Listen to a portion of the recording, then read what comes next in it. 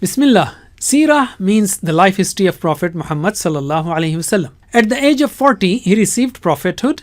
Then he invited people to Islam for 13 years in Mecca, from 1st to 13th Nabawi. This period is called Makki period, and it has 4 parts. First 3 years, secret invitation to Islam. Next 2 years, open preaching followed by oppression of the Quraysh. Next 5 years, too much oppression and boycott by Quraysh. And finally, last 3 years, invitation to people outside Mecca.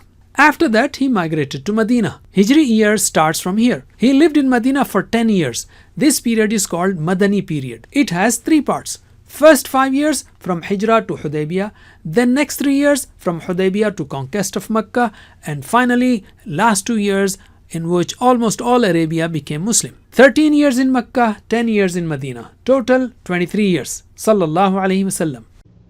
Watch more details on our 5-minute series on this topic.